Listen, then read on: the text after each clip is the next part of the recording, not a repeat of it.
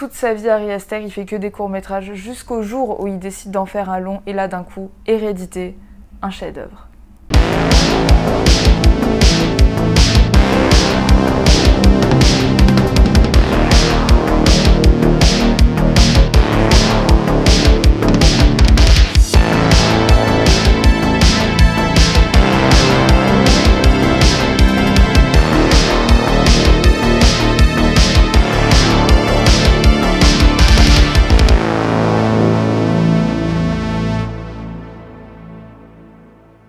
Bonjour à tous, aujourd'hui je vais vous parler d'un film que j'aime particulièrement. Hérédité, sorti en 2018, c'est l'histoire de la famille Graham qui va subir un énorme drame, quelque chose de vraiment horrible. Vous pouvez imaginer un des pires scénarios qui puisse arriver à une famille, bah voilà, Hérédité, c'est un peu ça. Je peux pas vous en dire plus, ouais je sais, je vous en dis pas beaucoup sur le film, tout simplement parce que le film en fait ne devrait pas être expliqué, on ne devrait pas résumer ce film parce que ça démarre très vite, ça démarre très fort et vous dire de quoi parlent les 15 premières minutes, ce serait déjà beaucoup trop vous spoiler. Bon, je vais quand même vous parler un petit peu du film, hein, histoire de vous donner envie de le regarder. Donc ce film, comme je l'ai dit au tout début de vidéo, il a été réalisé par Ari Aster qui pour moi est un des maîtres de l'horreur, hein, vraiment à l'heure actuelle, c'est-à-dire au moment où je vous parle. Ari Aster n'a sorti que 2 films, mais ces 2 films font partie de mes films préférés en fait. Hein. Après, je ne dis pas que j'ai le monopole du bon goût, hein, attention, mais voilà, c'est un style qui me plaît énormément. Au niveau des acteurs principaux, on retrouve la fabuleuse Toni Collette qui joue à la perfection, hein, elle est juste incroyable dans ce film. Et pas besoin de ce film pour se rendre compte à quel point c'est une actrice hors du commun, puisque vous l'avez déjà vue dans Sixième Sens, Little Miss Sunshine ou dernièrement Je veux juste en finir. Ce qu'il faut savoir sur cette actrice, c'est qu'avant d'intégrer Hérédité, elle avait décidé de ne plus faire de films dramatiques, de films d'horreur, tout simplement parce qu'à chaque fois, elle jouait des rôles qui étaient vraiment psychologiquement très très durs pour elle, et elle s'était dit qu'elle préférait jouer dans des comédies, des trucs un peu plus posés. Finalement, on lui a envoyé le scénario d'Hérédité, bon, sur le coup, elle l'a pas forcément bien pris. Et puis finalement, elle s'est totalement prise dans le scénario et elle a accepté de jouer le rôle de Annie Graham. Ce qu'il faut savoir également, c'est qu'elle n'a pas vraiment reçu le scénario du film, elle a reçu en fait l'histoire de son personnage de sa naissance jusqu'au commencement du film. Donc en fait, elle n'avait pas vraiment d'éléments sur ce qui allait se passer dans le film, juste elle avait tout le background de son personnage. Dans le rôle du père, Steve Graham, nous allons avoir Gabriel Byrne, que vous avez déjà vu dans Usual Suspect, dans la série Viking, ou même dans le film d'horreur Le Vaisseau de l'Angoisse. Alors que beaucoup de gens diront que sa présence à l'écran n'est pas hyper perceptible, qu'il ne sert pas à grand chose, moi je trouve que cet acteur sert vraiment de pilier à la famille Graham. Une petite chose que l'on ne sait pas, à moins d'avoir vu les bonus du film, c'est que Steve était le thérapeute de Annie, il est tombé amoureux de sa patiente et une fois qu'il avait fini de la guérir, entre guillemets, hein, de ses névroses, de ses problèmes, il s'est mis avec elle et il s'est marié avec elle. Et c'est pour ça qu'il arrivera à rester vraiment toujours neutre dans les situations, c'est pour ça qu'il sera très proche de sa femme et qu'il sera toujours là pour la soutenir malgré que lui aussi est touché par ce qui va se passer dans le film, mais c'est aussi pour ça qu'il arrive à anticiper un peu ses réactions. Dans le rôle de l'aîné, Peter Graham, nous avons Alex Wolff. Alex Wolff, moi personnellement, je ne l'ai pas du tout connu avant ce film-là. Il aurait joué dans un film sur Jeffrey Dahmer et apparemment il joue dans les 2 remakes de Jumanji. Étant donné que je n'ai pas vu ces films, je savais pas du tout qui était cet acteur. Je l'ai vraiment découvert dans Hérédité. C'est un acteur dont Ari Aster sera particulièrement fier parce que son personnage est vraiment très très dur. Ce qu'il faut savoir, c'est que lorsque Alex Wolff a reçu le scénario d'Hérédité, d'abord il était partant, hein, parce que Toni Collette jouait dedans, et quand Toni Collette joue dans un film, ça reste quand même un gage de qualité, mais surtout en fait il a trouvé que le scénario était le plus intéressant et le plus glauque qu'il ait lu de toute sa vie. Et dans le rôle de la petite sœur Charlie, nous avons Milly Shapiro qui, elle pour le coup, pareil, hein, je l'ai vue vraiment nulle part, je suis même pas sûre qu'elle ait joué dans un film. En revanche, elle était très connue pour avoir joué Mathilda à Broadway. Pareil, ce que je peux vous dire sur cette actrice, c'est que Ari Aster était vraiment très satisfait de sa performance à l'écran. Elle aussi, elle avait un rôle qui était vraiment pas facile à tenir. Et apparemment, après avoir tourné chaque scène, l'actrice sautait de joie tellement elle était heureuse de l'avoir réussi. Ce qu'il faut savoir sur Milly Shapiro, c'est qu'elle est fan de films d'horreur. Elle adore en regarder et elle a toujours voulu jouer dans un film d'horreur. Donc dès qu'elle a vu le casting pour Hérédité, elle s'est présentée et elle a été terriblement heureuse d'avoir été choisie pour le rôle de Charlie Graham. Encore une petite anecdote sur les enfants Graham. Il faut savoir que Milly Shapiro et Alex Wolff étaient ensemble à l'école. Donc quand ils se sont croisés sur le tournage d'Hérédité, on va dire que le feeling est passé très rapidement et qu'ils ont vite pu se mettre chacun dans leur rôle. Lorsqu'Hérédité est sorti au cinéma, beaucoup de gens, et surtout des publicités, disaient que c'était aussi poignant, aussi fort que L'Exorciste, et que c'était un film qui était vraiment très effrayant. Alors oui, je sais, à chaque fois qu'un film d'horreur sort, on n'arrête pas de dire que c'est le film le plus effrayant de l'année, que c'est le nouvel Exorciste, que c'est le nouveau Conjuring, que c'est le nouveau ci, nouveau ça. On a tout le temps cette overdose de pub qui nous dit « va voir le film, c'est le meilleur, c'est le plus flippant », et la plupart du temps, on en ressort déçu. Avec Hérédité, je trouve pas que ce soit vraiment le cas. Quand les gens disent que c'est aussi poignant que L'Exorciste, que vous l'ayez aimé ou pas, on peut pas se mentir, oui, il est poignant. Il y a des scènes qui sont juste incroyables, c'est du jamais vu. Donc moi personnellement, bien sûr que je vais vous recommander d'aller voir ce film. En revanche, je trouve qu'Hérédité n'est pas forcément un film qui trouvera son public partout. Je m'explique. Je suis sur un groupe Facebook qui s'appelle Les Experts de l'horreur et c'est un groupe dans lequel on est plusieurs centaines de personnes à être très fans d'horreur, hein, pas seulement ce qui passe à Gaumont-Pâté, hein, même les petits trucs un peu moins connus, et on échange très souvent sur les films, les séries, voilà, tout ce qui est en rapport avec l'horreur. Et lorsque sur ce groupe j'ai abordé le thème d'Hérédité, je me suis rendu compte d'un truc, c'est que 50% des commentaires disaient que le film était un véritable chef-d'œuvre, et les 50 autres % disaient que c'était un film de... Voilà. C'est un film qui est long, qui va traîner sur les plans, qui a une photographie qui est impeccable et magnifique, mais pour certaines personnes, ça manquera peut-être un peu d'action. On n'est pas du tout sur un film de jumpscare, il y en a 2-3 dans le film, mais c'est pas du tout ce qui vont faire le film. On est vraiment sur quelque chose de très poignant, de très lourd. Si vous appréciez les films de Robert Eggers, The Witch ou The Lighthouse, vous allez aimer Hérédité, je pense, parce que c'est vraiment dans ce thème de Elevated Horror, un film qui est tout dans l'image, tout dans le son, tout dans l'ambiance. C'est pas le genre de scénario très sanglant qu'on a l'habitude de voir au cinéma. Ari Aster s'est inspiré de beaucoup de films pour sortir Hérédité. Étant un énorme fan de films de fantômes japonais, Ari Aster s'est énormément inspiré de Kwaidan, de Kobayashi, Ugetsu, de Misoguchi et Onibaba de Kaneto Shindo, qui sont tous les trois des films sortis dans les années 50-60. Pour le côté drame familial, Ari Aster s'est essentiellement inspiré de 2 films. Le premier étant Shining, qui d'ailleurs, il dira lors d'une interview que Shining lui fait beaucoup plus penser à une comédie qu'à un film d'horreur. Donc quand un mec te dit que Shining c'est plus une comédie qu'un film d'horreur, tu comprends qu'ils sortent des films aussi glauques et bizarres que Hérédité. Et du coup, le deuxième film est un film qui l'avait complètement traumatisé quand il était enfant, et ce film, ce n'est autre que Carrie de Brian De Palma. Et oui, bien que Ari Aster trouvait que Shining sonnait un peu comme une comédie à cause de quelques gags qu'on voit dans le film, il trouve que Carrie est vraiment flippant, surtout de par les scènes où la mère veut tuer sa propre fille et a l'air si bien, si paisible, comme si de rien n'était. Donc c'est vraiment voilà 2 films qui l'ont énormément inspiré sur l'ambiance, sur le côté drame familial et qui lui aussi lui avait quand même fait quelque chose quand il les avait vus. Donc il a voulu reproduire ça dans son film. Sachant que, attention, à prendre avec des pincettes tout ce que je viens de vous dire, inspiration ne veut pas dire plagiat. Vous ne retrouverez pas des scènes totalement similaires ou totalement copiées au film que je viens de vous citer. Ce sont juste des ambiances, des moments ou des manières de filmer ou de faire, mais Hérédité garde quand même vraiment le style d'Ari Aster. Malheureusement, c'est beaucoup trop compliqué de vous parler de ce film sans vous spoiler. Alors pour ceux qui voudraient voir le film et qui ne l'ont pas vu, je vous invite à quitter ma vidéo et je vous laisse quelques secondes de Robert Englund qui s'enjaille pour le faire.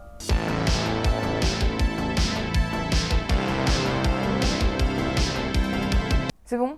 Vous êtes partis ou vous avez regardé la scène jusqu'au bout? Ou alors pour ceux qui sont toujours là, Hérédité, j'imagine que vous l'avez vu du coup, ou alors que vous n'avez pas envie de le voir, c'était quand même une sacrée claque. Bon, peut-être que tu fais partie des 50% qui n'a pas aimé ce film, et j'en suis vraiment navrée. Moi, j'ai été complètement choquée. Quand le film a démarré, je ne m'attendais absolument pas, par exemple, parce que la gamine meurt dans les 20 premières minutes. Oui, parce qu'il faudrait pas oublier quand même que sur l'affiche, elle y est, la petite, hein, avec la mère. Moi, je pensais que ça allait être les 2 persos principaux. Et au final, non. Donc je me suis vraiment demandé, mais dans quelle direction par ce film. Et du coup, je me suis dit, on va avoir affaire à un film très psychologique, très dramatique. D'ailleurs, c'est pour ça qu'ils ont pris Toni Collette. Elle est très très douée pour jouer ça. Et je ne m'attendais absolument pas à ce qu'on passe sur du côté paranormal. Même si le film était comparé à l'Exorciste, je sais pas pourquoi, moi j'ai pas tilté tout de suite qu'il y allait avoir des scènes de possession et des scènes de contrôle comme on peut voir dans ce film.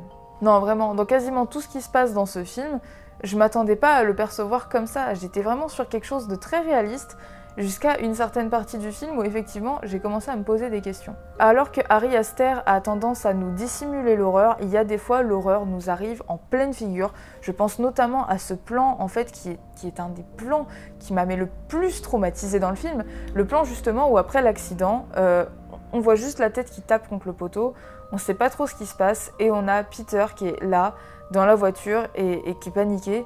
Il rentre chez lui, il va se coucher comme si de rien n'était. Bien évidemment, Charlie n'est pas derrière.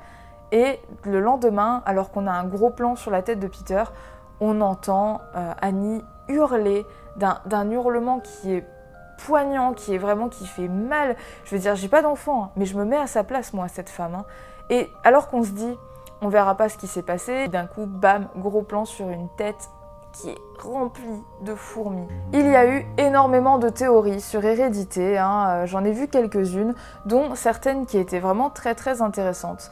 La plus connue étant que, en fait, rien ne s'est passé de toute cette histoire, que en fait Annie avait tout imaginé et qu'elle avait fait toute cette histoire à travers, vous savez, ces petites miniatures là qu'on voit pendant tout le film.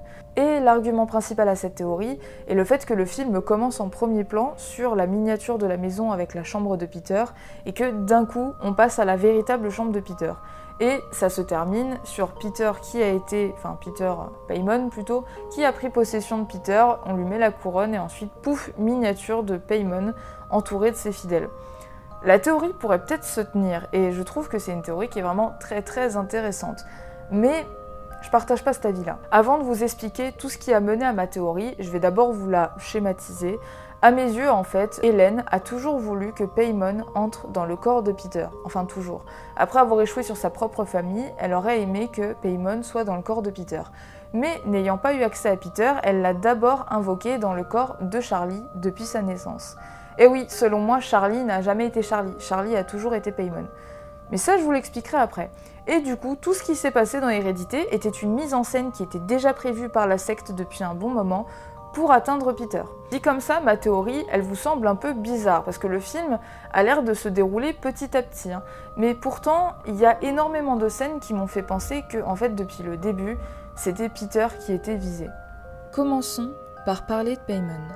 Aux 3/4 du film, Annie commence à comprendre l'emprise de sa défunte mère vis-à-vis de sa propre famille. En fouillant dans les affaires d'Hélène, elle y trouvera la preuve que Johan connaissait sa mère. Mais surtout, quelques photos et documents prouvant qu'Hélène faisait bien partie d'une secte. Et que cette même secte était particulièrement intéressée par le démon Paimon. Paimon n'étant pas une invention de Ari Aster pour des besoins scénaristiques, il, entre guillemets, existe dans certaines religions occultes. Considéré comme l'un des rois des enfers, obéissant à Lucifer, il apparaît la plupart du temps avec un chameau comme monture, une couronne sur la tête et plusieurs têtes décapitées attachées à la selle. Retenez bien ce dernier détail, c'est important pour la suite. On y découvrira aussi quelques annotations précisant que Paimon a besoin d'un corps masculin pour, disons, s'épanouir, et comme n'importe quel type d'esprit, il a besoin d'une personne très faible mentalement afin de pouvoir la posséder. Et dernier détail, le symbole le représentant étant celui-ci. Maintenant que vous connaissez les bases de Paimon, je vais vous expliquer comment Hélène a réussi à trouver un corps à son démon favori. Alors qu'Hélène n'apparaît pas réellement dans le film, mis à part son cadavre, on apprend énormément de choses sur son caractère et son passé à travers les autres protagonistes de la famille. Le jour de son enterrement, Annie nous apprendra qu'elle-même ne connaissait pas si bien sa mère, qu'elle était très secrète et elle ne partageait pas grand-chose ensemble. Annie sera même surprise de voir autant de gens durant l'enterrement d'Hélène. Des gens qui, nous le découvrirons plus tard, font partie de la même secte. Lors d'une réunion de type alcoolique anonyme mais version j'ai une vie de merde anonyme, Annie nous parlera de son tumultueux passé familial. Et alors que les informations qu'elle va nous donner paraissent sans intérêt, mis à part apporter une touche dramatique à toute cette histoire, c'est là que démarre ma théorie. On apprend que le père d'Annie est mort de faim. Il s'est lui-même affamé. Mais bon, Prenons des raccourcis, appelons ça un suicide. Annie a également perdu son frère. Celui-ci s'est suicidé à l'âge de 16 ans car, je cite, il voulait que sa mère arrête de mettre des gens en lui. Phrase très particulière, voire incompréhensible, mais comme je vous ai fait un mini-cours sur Paimon il y a quelques secondes, nous sachons. Pour ceux qui ne voient toujours pas, je vous explique. Hélène a tout d'abord tenté d'invoquer Paimon dans le corps de son mari, or celui-ci a préféré se suicider plutôt que d'accueillir une entité démoniaque. Choix plutôt responsable. Hélène s'est ensuite rabattue sur son fils qui, lui aussi, se suicidera quand il comprendra les intentions peu maternelles et sataniques de sa mère. Ne reste plus qu'Annie qui, malheureusement pour Paimon, est une fille. Des années plus tard, Annie est enceinte. Première parenthèse sur cette première grossesse, car oui, c'est important pour ma théorie. On le découvrira plus tard dans le film, Annie a tenté d'avorter par tous les moyens possibles. Mais elle n'a pas réussi. Apparemment, il était trop tard. On découvre également qu'Annie avait totalement coupé les ponts avec sa mère durant sa première grossesse, et qu'elle reprendra contact avec cette dernière qu'à partir de la deuxième. Du coup, je pense que inconsciemment, Annie a voulu protéger Peter du funeste sort destiné au mal de sa famille, d'où la raison pour laquelle elle a tenté d'avorter. Avortement qui n'a pas réussi car c'était beaucoup trop tard. Pourquoi trop tard? Peut-être parce que Annie n'avait rien contre l'idée d'avoir un enfant, jusqu'au jour où elle découvre que celui-ci est un garçon. Ce qui explique aussi la raison pour laquelle elle décide d'avorter aussi tardivement. L'avortement qui ne fonctionne pas donc, elle coupe les ponts définitivement avec sa mère. Deuxième grossesse, Hélène annonce clairement qu'elle souhaiterait que ce soit un garçon. Toujours pas de chance pour Paimon, le bébé est une fille. Or, ce n'est pas ce détail qui empêchera Hélène d'arriver à atteindre son but. Ne vous inquiétez pas, on y arrive. Parlons peu, parlons bien, mais surtout, parlons de Charlie. Or, son prénom mixte, Charlie est une petite fille très garçon manqué, bizarrement attachée à sa grand-mère que tout le monde déteste. Elle adore faire des petites sculptures, très proches des idoles que l'on voit dans des rituels païens, et a quelques comportements bizarres. La première scène qui a éveillé mon intérêt se passe durant l'enterrement. Alors que Charlie observe avec tristesse sa défunte grand-mère, un homme ultra flippant va la regarder en souriant. Aussi enthousiaste que les Français quand les McDo ont réouvert après le premier confinement.